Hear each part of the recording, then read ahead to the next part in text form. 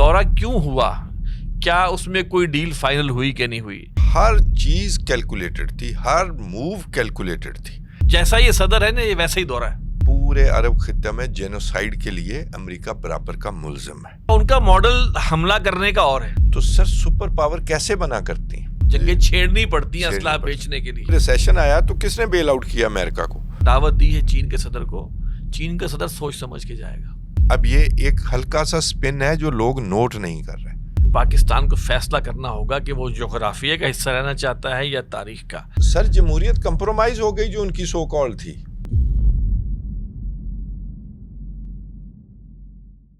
नहमदुहु व नुसल्ली अला रसूलिहिल करीम। मोहतरम नाज़रीन, अस्सलामु अलैकुम व रहमतुल्लाहि व बरकातुहू। प्रोग्राम गुफ्तो शरीद में खुशामदीद। मेरे साथ हस्ब मामूल शरीक गुफ्तगू हैं जनाब तौसीफ़ अहमद ख़ान साहब। तौसीफ़ साहब अस्सलामु अलैकुम। वालेकुम अस्सलाम सर। तौसीफ़ साहब, ये ट्रम्प का जो दौरा हुआ है ना चाइना का, ये दुनिया के अजीब तरीन दौरों में, सरबराहान जो दुनिया के होते हैं उनकी अजीब तरीन दौरों में से एक है। इंतहाई से ज़्यादा बेएतबारी से भरा हुआ, और मैं समझता हूँ कि अमरीकी साइड से अगर देखा जाए तो गैर संजीदगी से भरा हुआ। वो तो जाहिर है उसकी पर्सनैलिटी। ठीक है जी, नहीं, उनके साथ पूरा जो ग्रुप था ना, तो उसमें भी कुछ ऐसे थे लोग जो गैर संजीदा थे, स्पेशली जो है man known by his company. हाँ, the man is known by the company he keeps. तो बड़े कारोबारी लोगों को लेके गए थे और बताने गए थे कि जी हम बहुत बड़े, जाहिर बात है हम भी बड़े तिजारती लोग हैं और हमारे पास एक बड़े बड़े लोग हैं, कारोबारी लिहाज से और माशी लिहाज से बड़े स्ट्रॉन्ग लोग हैं। इलॉन मस्क जो हैं भाई, वो खलाई जहाज भेजते हैं, तो फिर वो है, वो नवीडा का वो सीईओ था, इवन वो टिम कुक था, बहुत सारे लोग, बहुत लोग तो लेके गए थे। और फिर उस दौरान में हमें नज़र ये आता है कि इनका रवैया और जो चीनी हुकूमत और ख़ुसूसन जो सदर शी हैं चाइना के, उनका एक रवैया बहुत मुस्तहकम, काम एंड क्वाइट, संजीदा, समझदार, एक बहुत ज़्यादा फ़र्क नज़र आया इन दोनों के रवैयों में थ्रू आउट। और फिर ये कि ये दौरा क्यों हुआ, क्या उसमें कोई डील फाइनल हुई कि नहीं हुई? मेरा तो ये ख्याल है कि ट्रम्प साहब ये भी सोच रहे होंगे कि शायद हम कुछ ना ईरान के बदले जो है वो ताइवान की कोई ले दे भी कर लेंगे हम, ये भी हमारी बार्टर हो जाएगी और किसी तरह ईरान की तक, ताकि इसराइल का मामला जो है वो ज़रा हो जाए, खुश हो जाए वो। तो अगर ईरान, क्योंकि इसमें कोई शक नहीं है तौसीफ़ साहब कि ईरान के खड़े होने में बहुत सारे और अवामिल हैं इस जंग में, लेकिन उसमें एक बहुत बुनियादी रोल चाइना का भी है। कामयाब जंग करने में चीन का बुनियादी किरदार है टेक्नोलॉजिकली। जी बिल्कुल। अमेरिका को पूरा उसका एहसास है।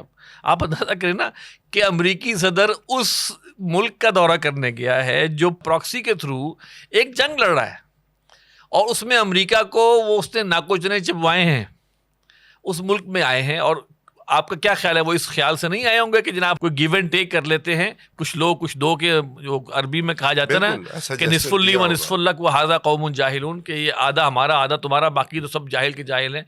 लेकिन चीन ने शायद रूस को देखकर कोई इबरत हासिल कर ली होगी, क्योंकि रूस ने शाम के मामले में खामोशी इख्तियार की। उसका ये ख्याल था या खुशफहमी होगी कि किसी तरह उसको यूक्रेन के मामले में कुछ रियायत मिलेगी। तो ये चीज़ें सामने रखते हुए इस दौरे पर हम गुफ्तगू करते हैं, और इन लोगों के रवैये पे मैं समझता हूँ कि इस पे ज़रूरत इस बात की भी है कि जितना सीरियसली चाइनीज़ ने इनको लिया और जितना कैजुअली इन्होंने चाइनीज़ के दौरे को लिया, इसमें हमारे लिए बहुत सारी रहनुमाई है, सीखने की चीज़ें हैं। इसमें मैं चाहूँगा कि आप इसमें सर, अर्ज ये है कि Chinese are very smart people, और वैसे भी दुनिया भर में जो डिप्लोमेसी होती है वो इसी तरह ही की जाती है एक स्टेट्समैन के तौर पर, जो चाइनीज़ ने किया। दे वर वेरी वेल कैलकुलेटेड। उन्होंने बड़ी शान और शौकत भी अपनी दिखाई कि वो डोनाल्ड ट्रंप इसको पसंद करता है कि ये मेरे एजाज़ में ये सारा कुछ हो रहा है। लेकिन जो उन्होंने अपनी बॉडी लैंग्वेज के ज़रिए जो मैसेजिंग की, वो आप देख लें। वो उसने पहले ट्रुथ सोशल पे कहा कि जब मैं चीन जाऊंगा तो वो मुझे बिग ब्यूटीफुल हक देगा सदर शी। तो मुझे ख़ास तौर पर वो पहला जो लम्हा है ना, कि वो कोशिश कर रहा है कि कोई बिग ब्यूटीफुल हग हो जाए और मैं ऐसे घुल मिल जाऊं, और ये कि मैं दिखाऊं अपने कद काठ के ज़रिए कि अमेरिका थपथपा रहा है चीन को, कि तसल्ली रखें कुछ नहीं होगा, लेकिन शायद सदर शी ने प्रैक्टिस की हुई थी, वो बात हाथ से आगे नहीं बढ़ी और हर चीज़ कैलकुलेटेड थी, हर मूव कैलकुलेटेड थी। अब आते हैं उसमें जो आपने ईरान के हवाले से बात की। देखें, जिस तरह अमेरिका इज़राइल को असलहा देता है और कब से देता है, और पूरे अरब खित्ते में जेनोसाइड के लिए अमेरिका बराबर का मुल्ज़िम है, मुजरम है। तो इस तरह ये ईरान सर प्रॉक्सी नहीं है, ये ईरान के साथ उनके स्ट्रेटजिक ताल्लुकात हैं और ओपन है। ईरान के रूस के साथ ताल्लुकात हैं, वो ओपन है। अच्छा, इस मॉडल के तहत ईरान को फ़ायदा ये हुआ है कि उसने अपना जो असला बनाना था, जो उन्हें ईरान इराक जंग के बाद अंदाज़ा हो गया था कि हमारे ऊपर ये आफत आज आई कल आई। जब इराक पर अमेरिका ने हमला कर दिया तो ईरानियों ने अमेरिकियों की इमदाद करके उस वक्त अपनी जान छुड़ाई। पूरा सच बोलना चाहिए ना, कि वहाँ पर फिर अपनी मर्जी की हुकूमत ले आई, ये फ़ायदा हासिल किया। तब भी ये इंतज़ार कर रहे थे, अगर ये ना करते तो फिर ईरान पर उस वक्त भी हमला करवा लिया जाता। तो इंडिजनाइजेशन जो ईरान ने की है ना टेक्नोलॉजी की, उसका भी उसको फ़ायदा हुआ है। लेकिन स्पेस वॉरफेयर में, टारगेटिंग में साफ नज़र आ रहा है कि कोई वॉर थिएटर किसी ने ईरान के सामने खोला हुआ है। हाँ। ईरान ने कामयाब जंग लड़ी है, जाहिर है उस पर हमला किया गया है, सुपर पावर ने हमला किया, उसको बहुत नुकसान हुआ होगा, लेकिन उसने भी बहुत नुकसान कर दिया है जो एक आम मुल्क से अमेरिका का नुकसान करने के लिए एक्सपेक्ट नहीं किया जाता। दूसरी बात आपने फरमाया ताइवान की। ताइवान पर ज़रूर ये जेस्चर दिया गया होगा। वैसे भी उसकी नेशनल सिक्योरिटी स्ट्रेटजी जो उसने अमेरिका ने अपनी पब्लिक की है, मुझे यकीन है कि इस सदर ने वो पढ़ी भी नहीं होगी, लेकिन उसमें ये लिखा है कि हम अपनी हेजमनी वेस्टर्न हेमिस्फीयर में रखेंगे, और वो उन्होंने वेनेजुएला में करके दिखाया, और उसमें रूस और चाइना ने ब्लिंक किया। रूस ने सिर्फ शाम को ना शामिल करें, वेनेजुएला में भी शायद इसी यूक्रेन की लालच में अपना ग्रेट पावर का सफ़र ख़राब किया, और चाइना की कनाडा के अलावा। देखिए, रूस ने ग्रेट पावर का सफ़र जो था वो ख़राब अब नहीं किया, उसका ख़राब हो चुका है ऑलरेडी। 4 साल से वो जी बिल्कुल जंग लड़ रहा है, जी, और तकरीबन 3 लाख से ऊपर उसके फौजी मारे जा चुके हैं। मारे जा चुके, ठीक है, उसके यूक्रेन के भी 2 लाख के करीब और हैं। सैंक्शंस में आया है, और उसकी जो तजारत है या उसकी ग्रोथ जो है, वो एक सफ़र जो है वो रुका है, बिल्कुल रुका है। रुका है। और अब वो ग्लोबल पावर्स में उस जगह पर नहीं खड़ा, चीन लीड कर रहा है, वो उसको फॉलो कर रहा है। आप देख लें, इतना सपोर्ट कर रहा है, सपोर्ट फॉलो कर रहा है, बिल्कुल सही और बात वो है। जो मिलिट्री पावर है, वो उसकी एक लेगेसी पहले से चली आ रही है, तो एक इंफ्रास्ट्रक्चर मौजूद है। अदरवाइज यूक्रेन ने उसे ब्लीड ही किया, एक बेवकूफ़ी की है, लेकिन ये बेवकूफ़ी होनी ही थी। एक सुपर पावर के हमसाये में आप नेटो खड़ा करने जा रहे हैं, जो उसका मुखालिफ इत्तेहाद हो, तो वो आपको रोकता रहा है कि आप इस तरफ एक्सपैंड नहीं करेंगे। 94 में आप उसके साथ मुआहिदा करते हैं कि हम ईस्टवार्ड एक्सपैंड नहीं करेंगे, लेकिन फिर वो धमकियों का और साजिशों का सिलसिला जारी रखा। तो ये क्राइमिया जब फतह हो गया था और यूक्रेन को किसी हद तक सज़ा भी मिल गई थी, तो वहाँ तक रुक जाना चाहिए था, लेकिन उसके बाद ज़ाहिर है वो अपने आप को एक्सपोज कर बैठा। तो अब आते हैं ताइवान की तरफ। बिल्कुल जेस्चर दिया गया होगा कि हम ताइवान का, आप कहें तो हम थोड़ा सा हाथ खींच लेते हैं, आप ईरान से हाथ खींच लें। आप ज़रा ईरान पर हाथ, और ज़ाहिर है ये बात भी धोखा है। चाइनीज़ ने भी किसी हद तक कोई ऐसा जेस्चर दिया होगा, लेकिन मज़े की बात आप ये देखें, 2 चीज़ें। ताइवान के हवाले से उन्होंने खुलकर बात की है सर, कि ताइवान का इशू बहुत हिसास है, और इस हिसास मसले की वजह से हम और आप डायरेक्ट तनाज़े में आ सकते हैं। ये वार्निंग है। ऐसे पहले कभी नहीं हुआ। तो चीन ने अपना मसल जो है वो दिखाया है, उन्हें बताया है, ठीक है, और इसका जवाब डोनाल्ड ट्रंप ने नहीं दिया। 3 दफ़ा सवालात पूछने जाने के बावजूद नहीं दिया। अब ये बात है कि चीन एक सुपर पावर है, आज की सदी की मिलिट्री पावर है। मैं उसे ये समझता हूँ कि आज की सदी की उसने तैयारी की है। तो क्या वो ईरान पर जो है वो सौदा कर लेगी? सर सादा सा सवाल है। ताइवान उसकी कौमी यकजहती में एक अनफिनिश्ड एजेंडा हो सकता है, एक जजीरा है, उसके साथ ही है, उसके साहिल उसके साथ लगता है। अगर तो चीन ताइवान को साथ मिलाकर कोई सुपर पावर बनने का स्टेटस हासिल करना चाहता है या उसमें वो कमी है, तो फिर तो मुझे बात समझ आती है। अगर चीन पहले से सुपर पावर बन चुका है और वो जब चाहे ताइवान को प्रेशर में रखे और जब चाहे वो अपने साथ मिला सकता है, तो सर सुपर पावर कैसे बना करती हैं? उनकी समुंदर में हुक्मरानी होती है, उनके दूसरे मुल्कों पर जो वो फैसले दूसरे मुल्कों के लिए करते हैं, पॉजिटिव या नेगेटिव, उसके असरात होते हैं पूरी दुनिया पर। चीन का मॉडल है इकोनॉमिक मॉडल। चीन ने ग्लोबल पावर तभी रहना है जब वो आगे बढ़ेगा। जब वो आगे बढ़ने का रास्ता आप देखते हैं तो ईरान सेंट्रल एशिया का भी हिस्सा है, ईरान साउथ एशिया का भी हिस्सा है, ईरान मगरबी एशिया मिडिल ईस्ट का भी हिस्सा है। 2 समंदर भी लगते हैं सर, कैस्पियन सी भी और दूसरा ये पर्शियन गल्फ। मोर और लेस पाकिस्तान की भी यही, अगर वाखान ना हो तो पाकिस्तान की भी कंडीशन सेम है। तो उसके बढ़ावे के लिए ईरान में अगर अमेरिका की हुकूमत आ गई, अमेरिका नवाज लाइक रजा शाह पहलवी, या इजराइलियों की हुकूमत आ गई, तो बाकी तबाही तो जो छोड़ें उस खित्ते में जो डिस्टेबलाइजेशन या डिसरप्शन हमेशा से कर रहे हैं, तो सर उस सुपर पावर का तो रास्ता ही रुक गया हमेशा के लिए। उसकी तो एक्सपेंशन ही खत्म हो गई जो हर सुपर पावर के डीएनए में होती है। ठीक है, तो अगर तो चीन अफोर्ड कर सकता है कि ताइवान के जरिए उसने कोई और बला बनना है, जो कि मेरी नजर में पहले बन चुका है। चीन ताइवान के साथ को जंगी तौर पर लेने के उसमें मूड में नहीं है सर। 2050 के बाद वो जब चाहेगा ले भी लेगा। लिहाजा वो कह रहे हैं कि जो चीज आराम से मीठे मीठे हो जाए। हाँ। और देखिए ना, चाइना ने मुल्कों पे हुकूमत की है अपनी ट्रेड के जरिए, अपनी टेक्नोलॉजी, वो जंग नहीं की उन्होंने, इकोनॉमिक के लिए वो घुसे हैं और वो मजबूरी बन गए। जी बिल्कुल। यानी कि अपने बदतरीन मुखालिफ मुल्क, मैं भारत की बात करता हूँ, चीनी प्रोडक्ट्स वहां की मजबूरी है। और कितना बड़ा ट्रेड वॉल्यूम है जी, ये देखें। अब देखें ना, उसके बावजूद वो चाइना वहां से नहीं निकल सके, घुस गया वो अंदर भाई। जी बिल्कुल। तो ये एक और तरीके से वो कहा था ना, ये मॉडल है उनका, इकोनॉमिक मॉडल जो है। सोनिया गांधी ने कहा था ना कि हमने तो पाकिस्तान के ऊपर सकाफती और वो नजरियाती फतह हासिल कर ली हुई है, कि उनके हीरो, हमारे हीरो जो हैं फिल्मी, वो उनके घरों में उनकी फोटो लगी हुई है।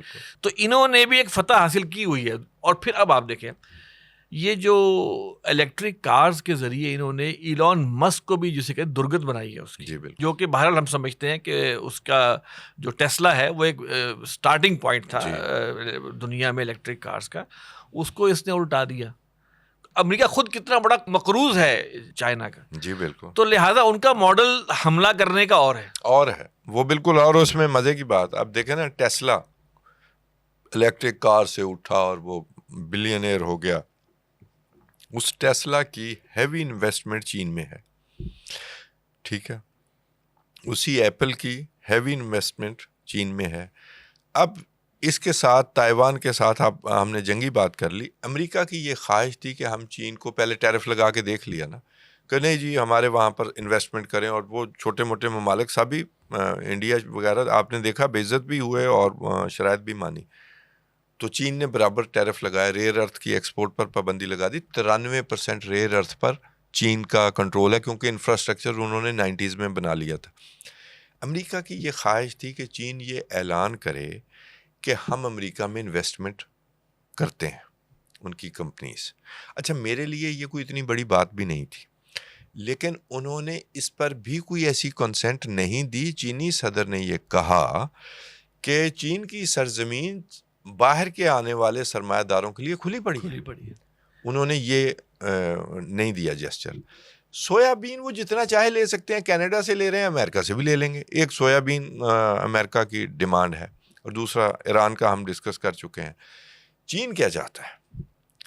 चीन चाहता है कि जो सेमीकंडक्टर्स हैं, जो स्टेट ऑफ द आर्ट हैं, जो वो नवीडा कंपनी है, वो जो ख़ास सेमीकंडक्टर्स चीन को देने पर पाबंदी लगाई हुई है, वो उस तक पहुँचे।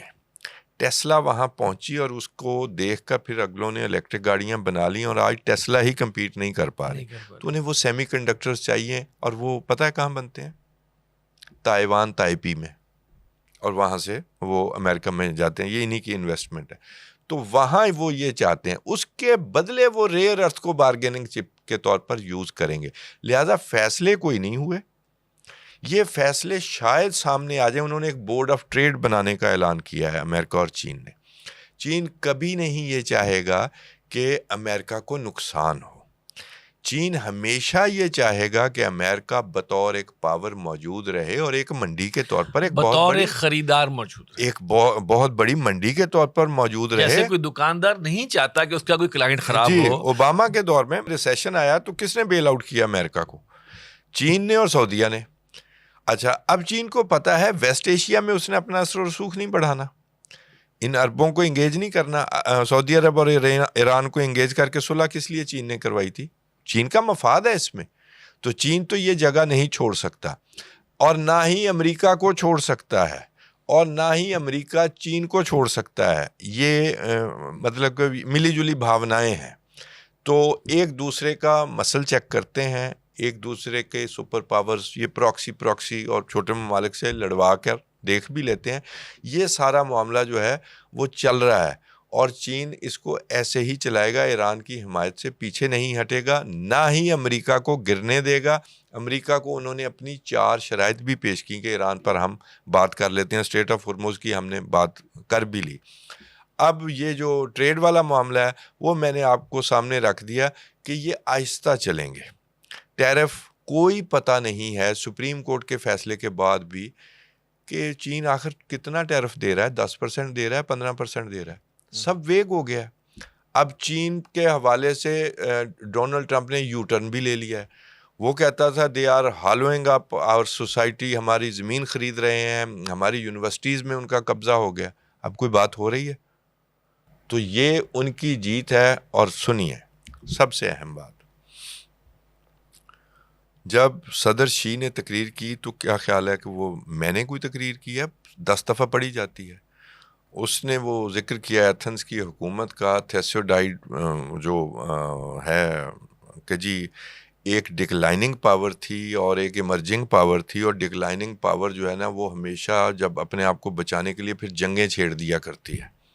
तो हम जो हैं दोनों ममालिक इस वक्त दुनिया को लीड करना चाहते हैं। ये बताया है कि आप यूनिपोलर में नहीं रह रहे, हम मल्टीपोलर हैं, हम शेयर होल्डर हैं, स्टेक होल्डर हैं, and you are declining power and we are emerging power. अब उसकी बेइज्जती हो रही है डोनाल्ड ट्रंप की। ये उसके मुंह पर कहा गया है कि हमने एथेंस की तरह अब जंगें नहीं करनी, हमने मिल बैठकर दुनिया को आगे लेकर चलना है। सर ये बहुत बड़ा मैसेज। अमेरिका असलहा बेचता है, चाइना ने अब बेचना शुरू किया जी, 6% है अभी, और वो ठीक है, अब 4 रोज़ा जंग के बाद उनका शेयर बढ़ना शुरू हुआ। सेल उसके बाद बढ़ी है, वरना चीन ने कुछ और बेचा है।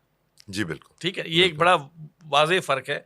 और जंगें मुसलसल नहीं होती, असलहा मुसलसल उस तरह नहीं बनता, जंगें छेड़नी पड़ती हैं असलहा बेचने के लिए। ठीक है जी, अगरचे बड़ा कामयाब बिजनेस है लेकिन उसके लिए जंग छेड़नी पड़ती है।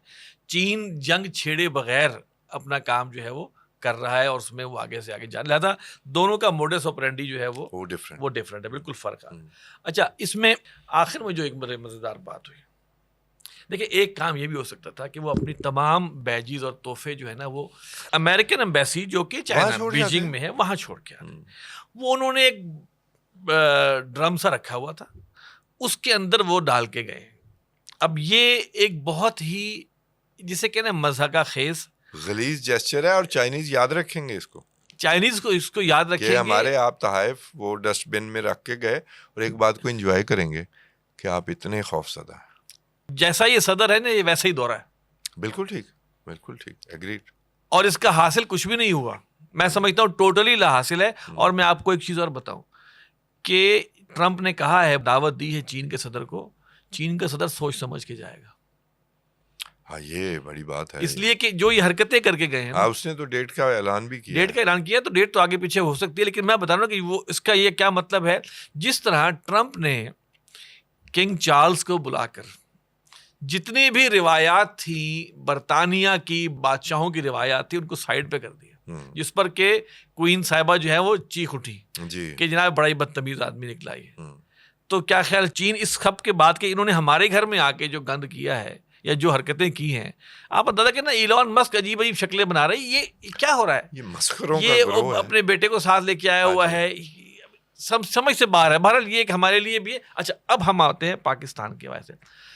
सर, पाकिस्तान ने बहुत तकिया लगाया हुआ है ट्रंप के ऊपर, और मुझे ऐसा महसूस होता है कि ट्रंप की खुशनुदी जो है ना, वो अव्वलीन हदफ है हमारे बड़ों का। ट्रंप भी खुशनुदी के जवाब में जो है वो थैंक यू बोलता है कि हाँ जी ये है। ये हमारा मामला जो है, ये है हमारी फॉरेन पॉलिसी के ट्रंप कहीं नाराज ना हो जाए, ट्रंप मुस्तकिल जो है वो वाह करता रहे, और ट्रंप कहीं पर पाकिस्तान के खिलाफ जो है ना वो काट खाने को ना आ जाए। बस ये है हमारी। जबकि हम चाइना को अगर देखते हैं तो जिसके पास कुछ होता है, जिसके पास, वो फिर बिहेव किसी और तरीके से करता है। सर, मामला ये है कि चीन हमारा ऐसा दोस्त है, ज़ाहिर है मुल्कों के मफादात होते हैं, लेकिन ये ऐसा दोस्त है जो टाइम टेस्टेड है। जब भी आप पे क्रिटिकल टाइम आता है, चाहे 71 की वॉर हो, तो तब भी आपको वो बताता है कि आप जंग वहाँ हारे हुए हैं, लेकिन आप दूसरा फ्रंट खोलना चाहते हैं। तो हमने कहा नहीं सर।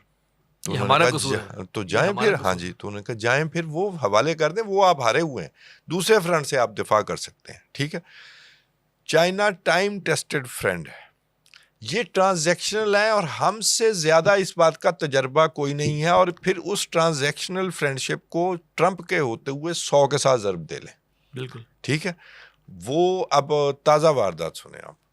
वो ये कह रहा है कि पाकिस्तान जिसके बेहतरीन ताल्लुकात हैं ईरान के साथ, कल को ये इल्ज़ाम भी बन सकता है, जो वो उन्होंने हमसे रिक्वेस्ट की कि आप सीज़ फायर कर लें, और मैंने उनकी रिक्वेस्ट मान ली। अब ये एक हल्का सा स्पिन है जो लोग नोट नहीं कर रहे। ठीक है, पाकिस्तान ने रिक्वेस्ट की, वरना मैंने तो 2 दिन में जंग ख़त्म कर देनी थी। चीन के दौरे का इतना प्रेशर था कि जंग नहीं छेड़ी, अब शायद छेड़ने जा रहा है। हालांकि हकीकत यह है कि हमने इसे बेल आउट किया, हमने अमेरिका को फेस सेविंग दी। देखें, political centre of gravity, military centre of gravity, दोनों को अमेरिका और इजराइल ने ईरान में बारी बारी हिट किया, इवन 12 रोज़ा जंग में भी, और इस जंग में ख़ास तौर पर। पहले political centre of gravity, leadership उड़ा दी कि 48 घंटे का ऑपरेशन होगा। उसके बाद डेस्परेशन में मिलिट्री सेंटर ऑफ ग्रेविटी को हिट किया, फिर वो ब्रिजेस तक भी आ गए, सारा कुछ हुआ। वार ऑब्जेक्टिव हासिल नहीं हो सके, और डिप्लीशन की तरफ चले गए। लॉजिस्टिक्स का इशू हम डिस्कस करते रहे इस प्रोग्राम। तो पाकिस्तान को कहा गया इनफैक्ट कि हम सिविलाइजेशन एलिमिनेट करने की बात कर चुके नहीं कर चुके हैं, इससे हमने पीछे हटना है। कैसे हटे? ऑफ रैंप तो दें। तो हम एक ट्वीट करते हैं, और उस ट्वीट को 10 मिनट में ही कंसीडर कर लिया जाता है, और किया जाता है। और जनाब उसके बाद हमने पाकिस्तान, ग्रेट फील्ड मार्शल, ये सारा कुछ, और फेस सेविंग हमने दे दी। हमने दूसरी दफ़ा भी फेस सेविंग दी, हम बार बार दे रहे हैं। हमें पता है कि तमाम तर नुकसान के बावजूद इस जंग का नतीजा क्या निकलेगा। ईरान नहीं हारेगा, सारा तबाह हो जाएगा, लेकिन ब्लेम पाकिस्तान पे आएगा, जो कि उन्होंने शुरू कर दिया है। यही मैं आज कि कर रहा हूं। आप भाई, उनका ईरानी जहाज पाकिस्तानी किसी एयरपोर्ट मुझे ये बात मैंने जरूर करनी थी। ये आम ट्विस्ट रखा है उन्होंने, ये पता है? सीबीएस को खरीद करवाया गया। सीबीएस का जो 60 मिनट का प्रोग्राम है, इस पे बड़े प्रोग्रेसिव प्रोग्राम हुआ करते थे, डिफरेंट पॉइंट ऑफ व्यू, बड़ा पुराना प्रोग्राम है जी। ठीक है, इसको ज़ायनिस्टों ने खरीदा, ये इसी तबके से खरीद करवाया गया। और अब वो 60 मिनट जो है, आपने देखा नेतन्याहू का इंटरव्यू, आप देखें, वो जो जर्नलिस्ट क्या होता है, उसने चैलेंज करना होता है। फ़र्ज़ करें मैंने एक नैरेटिव बनाया हुआ है, यू आर जर्नलिस्ट, तो जो मैं क्वेश्चन पुट करूंगा, इनफैक्ट जो मैंने बोलना है, आपने उसे चैलेंज करना है। और वो वहाँ एग्रीड सर, यस सर, वो सपोर्ट कर रहा है, तो 60 मिनट का ये हाल हुआ है। तो सीबीएस में ये खबर ब्रेक करवाना, और उस खबर को फिर जनाब मुख्तलिफ एंगल से, वो लिंडसे ग्राहम जैसे लोगों के ज़रिए उसको फैलाना, फिर नेतन्याहू का इंटरव्यू आना, फिर उसमें पाकिस्तान का नाम लेना कि हमारे ख़िलाफ़ जो ट्विटर पर जो कैंपेन चली, वो पाकिस्तान में बॉट्स मौजूद थे। सर, ये सब ये चीज़ें तैयार की जा रही हैं, आपके ख़िलाफ़ केस तैयार किया जा रहा है। और मैं कह रहा हूँ कि हमारा तजर्बा सबसे ज़्यादा है इस मामले में। ट्रांजैक्शनल फ्रेंडशिप जितनी हमने भुगती है, वो किसी और ने नहीं भुगती। तो ये कल को इस एहसान का बदला ये कहा जाएगा। अब मिलिट्री एयरक्राफ्ट की जो बात है कि जी वो मिलिट्री एयरक्राफ्ट है, उसमें आलात लगे हुए हैं और वो पिंडी में खड़ा है। ईरान को वैसे ही सरेंडर कर देना चाहिए कि अगर उसने जंग के वक्त में अपना मिलिट्री एयरक्राफ्ट जो कि सर्वेलेंस के काम आता है वो पाकिस्तान में छुपाया हुआ है कि कहीं वो तबाह ना हो जाए और जंग में इस्तेमाल ना करे। इससे कोई बोधी बात, कोई फजूल बात हो सकती है कि जंग में अगर वो एयरक्राफ्ट ही नहीं इस्तेमाल करना तो कब करना है? रखा किस लिए हुआ? रखा किस लिए हुआ, चाहे तबाह हो जाए, ठीक है। तो वो एक प्रोपेगंडा है। वो साथ साथ ये अब ये जो बात की गई है ना कि इनकी रिक्वेस्ट पर मैंने ये किया था, sir this is pressure tactic. नहीं वही ना कि कल कोई और नतीजा निकलता है ईरान वॉर का तो हम पूरा मुद्दा जो है वो पाकिस्तान पे डाल सकते। अफगानिस्तान का नमूना याद नहीं आपको? जी। ये उसकी तरफ जो है वो तैयारी जो है वो हो रही है। मैं तो साफ कहता हूँ ईरान में इस वक्त ईरान अपने मसाइल की वजह से या वहाँ हुकूमत बदल जाए नेचुरल प्रोसेस में हमें कोई इतराज़ नहीं। ईरान में अमेरिका और इजराइल की हुकूमत आए तो ये हमारे मफाद में हो सकती है। कोई मुझे ये कहे तो मैं उससे बड़ा अपने मुल्क का दुश्मन किसी को नहीं समझता। भारत गए हैं अब्बास इराक़ची, ईरानी वज़ीर ख़ारजा, ब्रिक्स के इजलास में, और उन्होंने वहाँ पर जो बयानात दिए हैं, सच पूछें तो उन बयानात से कोई बहुत ज़्यादा खुशी नहीं हुई, क्योंकि हम ये समझ रहे थे कि ईरान ने काफ़ी हद तक सबक सीख लिया है कि इसराइल के बच्चे के तौर पे या इसराइल की पुष्टपनाही वाला जो मुल्क था भारत, वो कैसे उसने रोल प्ले किया है ईरान के अंदर उनकी लीडरशिप को मारने में, इवन इस जंग के दौरान भी, ठीक है ना। और उसके बाद किस तरह वो साथ खड़ा रहा है। देखिए ईरान का एक स्टांस रहा है फ़लस्तीन के हवाले से और लबनान के हवाले से, ठीक है। इंडिया ने जो भी कुछ हुआ है, मोदी सरकार ने जो भी कुछ नेतन्याहू ने किया है इसराइल में, उसको ओन किया है, उसको अप्रिशिएट किया है। फादरली मदरली भी हो गया, फादरली मदरली वाला काम भी हो गया, ठीक है। अब इस सब के बावजूद क्या अब्बास इराक़ची साहब को ये स्टैंस देना चाहिए था इजी, और वापस वो उसी चाबहार बंदरगाह के हवाले से जो है बात कर रहे हैं और इंडिया को जो है जिसे कहते हैं ना कि दावत दे रहे हैं। यानी कि एक दफ़ा आपने इंडिया का मज़ा चख लिया, इंडिया की हरकतें देख ली, इसराइल की सपोर्ट उसके साथ देख ली, और फिर आप वही दोनों हाथ खोल के खड़े हैं। और इंडिया इस बारे में तो 100% बात तय है ना कि इंडिया दो मुल्कों के मुसलमानों से नफरत करता है, एक अपने मुल्क के, दूसरे पाकिस्तान के। बाकी मुल्क के मुसलमानों से दोस्तियाँ करने की कोशिश कर रहा होता है, ठीक है, चाहे यूएई हो, चाहे सऊदी अरब जाके करे, कहीं पे भी चला जाए, लेकिन इन दो मुल्कों के मुसलमानों से ना इसको बड़ी नफरत है। और फिर अभी जो इसने स्टैंस लिया ईरान के ऊपर जो भी हमले हुए, उसमें भारत की खामोशी, और फिर उसके बाद जो ईरानी साइड, और उसके बाद ईरानी जो जहाज, बहरी जहाज तबाह हुआ, और उस पर इंडियंस ने मजम्मत नहीं की, बल्कि वो उसकी इंफॉर्मेशन दी जो कि वजह बना, इसीलिए रेस्क्यू के लिए भी नहीं गए। तो अब्बास इराक़ची साहब का ये स्टांस जो है मुझे तो थोड़ा सा कंसर्न ये खोल के बताए ना। एक तो चाबहार का हो गया, चाबहार, बाकी उन्होंने सराहा है, वेस्ट एशिया के अंदर जो है बड़ा ज़बरदस्त किरदार अदा कर रहा है जो है भारत कि ये क्या हो रहा है। अच्छा, पहली बात ये कि देखें ईरानियों ने, अगर आपकी बात बिल्कुल सही है कि ईरानियों ने बहुत सबक हासिल करना है इंडिया के साथ ताल्लुकात के हवाले से।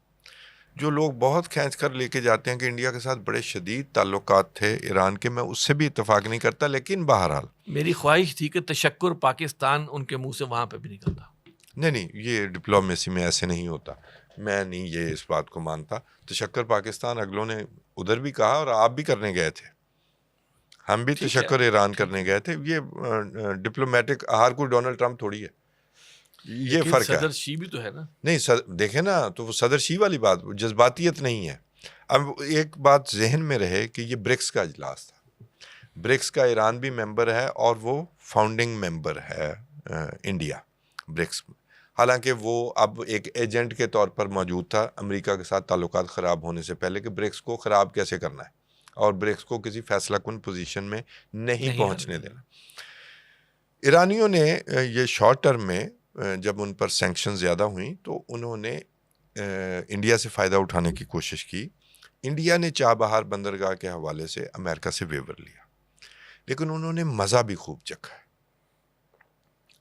पेजर अटैक, वो इंडियन शख्स आज तक नहीं मिला, ज़ाहिर है इजराइल में होगा या उन्होंने खुद मार दिया होगा। वो अमेरिका, उसने सौदा करवाया था।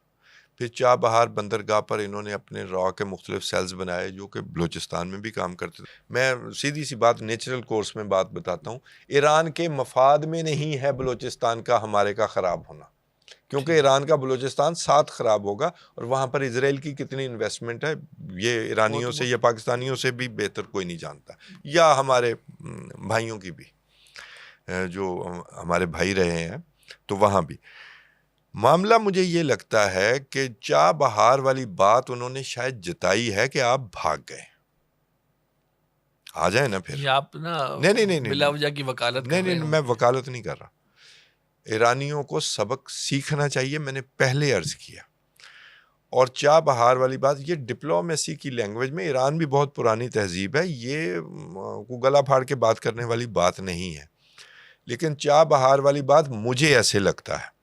बाकी अगर अब्बास इराक़ची ने ये कहा है कि वेस्ट एशिया में आप बेहतरीन रोल अदा कर रहे हैं, तो उस बेहतरीन रोल में फिर ईरानी भी पार्टनर हो जाए ना। यूएई, इजराइल, इंडिया के अलाइंस में फिर ईरान भी चला जाए, फिर तो मसला ही ख़त्म हो गया। तो अपने ही बनाए गए हक़ाइक़, अपने ऊपर मुसल्लत की हुई जंग से जो हक़ाइक़ हैं, उसी की अगर आप नफ़ी करते हैं तो फिर आप नुकसान यही तो हैरानी की बात है ना। देखें ना, मैंने यही तो अर्ज किया ना कि भाई आपने मेरे ऊपर वकालत का इल्ज़ाम लगाया, तो मैं ये बता रहा हूँ कि अगर यहाँ तक उन्होंने कहा है, यहाँ तक कहा है कि वेस्ट एशिया में तो उसका बचा कुछ नहीं, और उसने फिर वेस्ट एशिया में भागकर वही एप्स्टीन वाली नसीहत पर अमल किया जो उसने 2017 में की थी कि जाओ इजराइल में यरूशलेम पहुँचो और वहाँ नाच कर भी तुम्हें जाना पड़े तो तुम वहाँ पहुँचो, फिर तुम्हारे अमेरिका से ताल्लुकात ठीक होंगे। तो ये इजराइल के ज़रिए अमेरिका के साथ ताल्लुकात बनाने की कोशिश, ग्लोबल नॉर्थ का यही रह गया ना फ्रंट।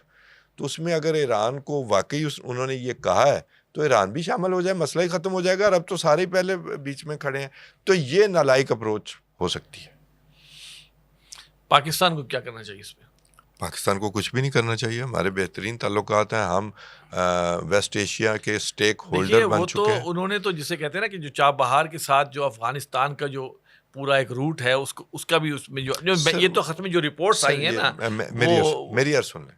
ब्रिक्स में ये मॉडल्स डिस्कस हुआ करते हैं। ब्रिक्स का मॉडल ही जो है वो इकोनॉमिक मॉडल है, और उसमें जो दूसरा पोर्शन है जिसमें SCO आप डाल लें, वो इंडिविजिबल सिक्योरिटी का है कि आप अपने मामलात जो हैं सिक्योरिटी के वो आपस में बैठ कर तय करेंगे। ये मॉडल है, ब्रिक्स में यही बातें होनी है। गोया इसका मतलब ये हुआ कि ये बातें हुई, लेकिन एंड पे बहरहाल वो अच्छे तरीके से ख़त्म नहीं हुआ वो इजलास, और वो वजह वही बनी जो कि जंग है, और जो आपने साइड्स चुनी हुई हैं। और वेस्ट एशिया में आपने पाकिस्तान की बात की, सर हम स्टेक होल्डर हैं, और अगर हमने सिर्फ कागज़ पर दिफाई मुआहदा रखा तो ये स्टेक होल्डर होना आर्जी साबित होगा। अगर इसका इंफ्रास्ट्रक्चर होगा, डिफेंस इंडस्ट्रियल कॉम्प्लेक्स होगा, तुर्की शामिल होगा, कतर शामिल होगा और ईरान शामिल होगा, तो स्टेबिलिटी ही स्टेबिलिटी है, और इसके हम मेन स्टेक होल्डर होंगे, और इससे पूरी दुनिया में अमन हो जाएगा। मोस्ट डिसरप्टिव पावर जो है हम बड़े प्यार से निकालने में कामयाब हो जाएंगे, और मोस्ट वायलेंट जो कंट्री है दुनिया का, इजराइल, उसको बांधने में कामयाब हो जाएंगे। सर लेकिन भारत जो है ना, मेरा आज की गुफ्तगू का आखिरी टॉपिक जो है ना वो ये है भारत के आर्मी चीफ जो है ना, उनका नाम बड़ा अजीब सा है, उपेंद्रा द्विवेदी करके नाम है आर्मी चीफ। उन्होंने जनाब कहा है कि पाकिस्तान को फैसला करना होगा कि वो जोग्राफिया का हिस्सा रहना चाहता है या तारीख का। देखिए ये जुमले मैं समझता हूँ कि जितना भी उनकी जग हसाई हो गई है भारत की एक साल में, ये जुमले आना, अगर हम उस पर्सपेक्टिव में देखें तो जुमले आना कोई ज़्यादा मानी नहीं रखता, लेकिन बैक एंड पे जो मोदी सरकार की आनियाँ जानियाँ हैं और जो वो पूरी कोशिश में लगे हुए हैं, और जिस तरह जिसे कहते हैं ना अपनी तमाम गलतियों से वो सबक सीख रहे हैं और अपने बड़े मुस्तहकम किस्म के दौरे जो है वो बढ़ाते चले जा रहे हैं। ख़ुसूसी तौर पे मैं UAE का कहूँगा कि वहाँ गए हैं, और फिर ये चीज़ें हमारे साथ वहाँ लड़ना चाहते हैं।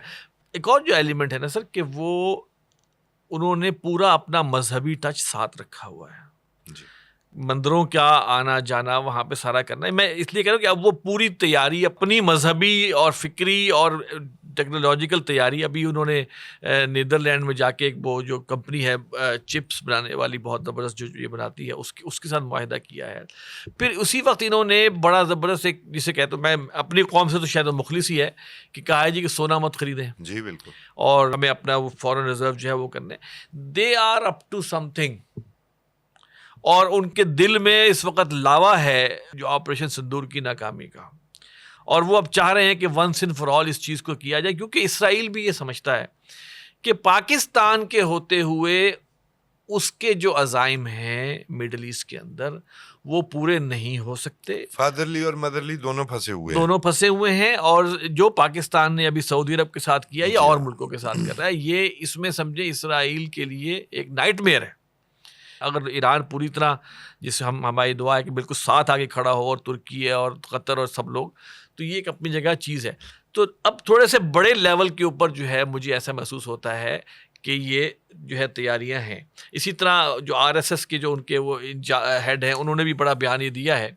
उन्होंने कहा है कि जी पाकिस्तान के साथ मुज़ाकरात के दरवाजे तो खुले रखे, यानी कि उन्होंने थोड़ा सा, हालांकि वो ज़्यादा सख्त है, हालांकि हार्ड वो कोर है, फैनेटिक हैं। लेकिन वो भी अब वो एक तरफ से वो कैरेट और एक तरफ से स्टिक, और फिर जो तैयारियां, क्या समझते हैं आप कि किस किस लेवल पर जो है वो भारत में तैयारियां इस वाले से हो रही हैं? सर ये जो आर्मी चीफ ने बयान दिया है, ये जनरल्स के बयान ऐसे हुआ नहीं करते। अगर इसको आप गौर से पढ़ें कि पाकिस्तान ने फैसला करना है कि उसने जोग्राफिया और तारीख में रहना है या नहीं रहना, ये किसी आप को पता ना हो तो आपको ऐसे लगेगा कि भाई ये किसी पॉलिटिकल साइंटिस्ट ने ये कुछ स्टेटमेंट दी है, या कोई अपना नतीजा निकाला है, या किसी पॉलिटिशियन ने ये बात जी। की है। ठीक है, अब हालत प्रोफेशनलिज्म की भारत में ये आ गई है कि उसका आर्मी चीफ इस तरह का बयान देता है। उसकी वजह है, उनका जो चीफ ऑफ डिफेंस स्टाफ है, उन्होंने भी एक किताब लिखी है, और इस किताब में जो उन्होंने आइडिया पेश किया है वो ये है कि जो अफवाज हैं, भारतीय अफवाज, जो हुकूमत बरसरे इक़्तिदार आ जाए, इशारा उनका बीजेपी की तरफ है, वो जो अपना नैरेटिव लेके आए, मंशूर लेके आए, अफवाज इंडिया को उसके साथ, उनके उस सियासी नैरेटिव के साथ, उस एथनो नेशनलिज्म के साथ चलना चाहिए। सर डेमोक्रेसी है ना?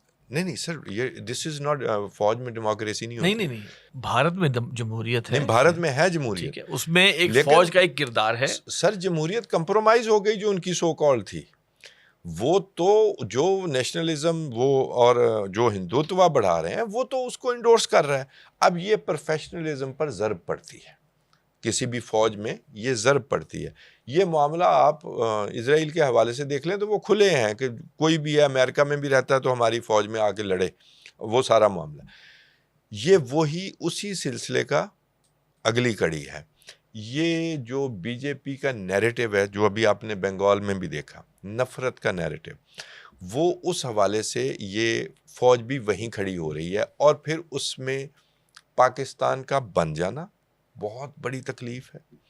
और फिर ये 4 रोज़ा जंग, मैं अपने नाजरीन के लिए ये बता दूं कि चाहे 71 की वार हो, चाहे उसमें हमें शिकस्त भी हुई हो, लेकिन 48 की वार से लेकर 65, 71, चाहे कारगिल हो, चाहे ये वो अभिनंदन वाला और ये 4 रोज़ा जंग हो, सर पाकिस्तान ने कभी भी दिफा में इंडिया से कमी नहीं दिखाई, बराबर की चोर साबित हुआ है। ये मेरी बात पर कोई यकीन ना करे, ये जज्बाती बात नहीं है, ये दुनिया की मिलिट्री कॉलेजेस में पढ़ाया जाता है।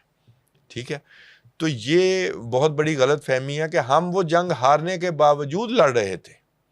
ये मानिक शाह कहता है, चले हमारी बात भी ना, जो उस वक्त उनका फील्ड मार्शल था, कि पाकिस्तानी फ़ौज लड़ने में तगड़ी है। ये 1 जनवरी 1948 को ही फैसला हो गया था कि हम बराबर के लड़ाकू हैं। तो ये तो गलत फहमी है। पाकिस्तान एक रुकावट है इंडिया के एक्सपेंशनिज्म में सर। उधर इजराइल के लिए रुकावट है, उसमें ईरान को मैं छोटी हर्डल समझता हूँ, we are atomic power sir. उसके बाद मैं तुर्की को समझता हूँ, वो तो तुर्की तो मिक्स मैसेज देता रहता है ना, उसके इजराइल के साथ ताल्लुकात भी हैं। ईरान को मैं ये दाद देता हूँ, कभी वो खड़ा रहा, बाकी सब निकल गए पतली गली से। पाकिस्तान रुकावट है एक तो वो पाकिस्तान को वापस शामिल करना चाहते हैं, सीधी बात कर लेते हैं, बांग्लादेश को वापस अखंड भारत हमें अपने दोस्तों को बताना भी चाहिए ना कि आइडिया क्या है। नेपाल, श्रीलंका, मालदीव, अफगानिस्तान, ईरान, यही सिस्तान ईरान का, ये सब सर अखंड भारत का हिस्सा है। और उसमें जो रुकावट आई है वो पाकिस्तान का बन जाना है, पाकिस्तान का मिलिट्री पावर बन जाना है, ये चार रोज़ा न्यूक्लियर हो जाना है, टैक्टिकल न्यूक्लियर पावर बन जाना है। और ये 4 रोज़ा जंग से पहले तो ये कहा करते थे हमारा पाकिस्तान से मुकाबला ही नहीं, हम तो चीन से मुकाबला कर रहे हैं। लेकिन अब फिर तैयारी जो है वो पाकिस्तान की तरफ है कि ये पूरे खित्ते में वेस्ट एशिया तक हमारे लिए जो हर्डल है वो पाकिस्तान बना है, पाकिस्तान बनेगा। और उसी वेस्ट एशिया के लिए वो भागकर यूएई या यूएई वाले भाग के अलायंस इसीलिए बनाने गए हैं कि वहां पर भी पाकिस्तान को रोकना। This is the case sir. तो सीधा बहरहाल ये एक जो भारत की तैयारियां हैं ये हमारे लिए एक मुस्तकिल एक जिसे कहें कि नज़र रखने की चीज़ है, उस पर नज़र, और यकीनन हमारे जो इदारे हैं वो कई गुना ज़्यादा बाखबर भी, और वो इदारे अपना भी क्रिटिकल एनालिसिस कर लें। 4 रोज़ा जंग पर हम कूदते ना रहें। हाँ, बाकी जो हमारी कमी है खासतौर पर इकॉनमी के हवाले से, तो उसको अब देखना पड़ेगा। बहुत शुक्रिया तौसीफ साहब। नाज़रीन, ये था हमारा प्रोग्राम। हमने थोड़ा सा हालात हाज़रा के थोड़ा डिफरेंट अंदाज में देखा कि ट्रंप साहब के जो दौरा था उसको हमने ज़रा एनालाइज़ किया किसी और रवैयों के अंदाज से। इसी तरह जो है वो अब्बास इराक़ची साहब के जो इंडिया में जाके बयान थे उस पर भी हमने गुफ्तगू की। और फिर जो जंगी तैयारियां या जुनूनी तैयारियां मोदी सरकार कर रही है, बहरहाल ये एक बहुत बड़ा एलिमेंट है कि वो अभी तक भूले नहीं हैं, और हमें भी नहीं भूलना चाहिए कि हमें उनको दोबारा इंशाअल्लाह ताला फिर सबक सिखाना है। इस प्रोग्राम के बारे में अपनी राय ज़रूर दीजिएगा। हमारा ईमेल एड्रेस है media@tanzeem.org। अगले प्रोग्राम तक के लिए इजाज़त दीजिए। अस्सलामु अलैकुम वरहमतुल्लाहि वबरकातुहू।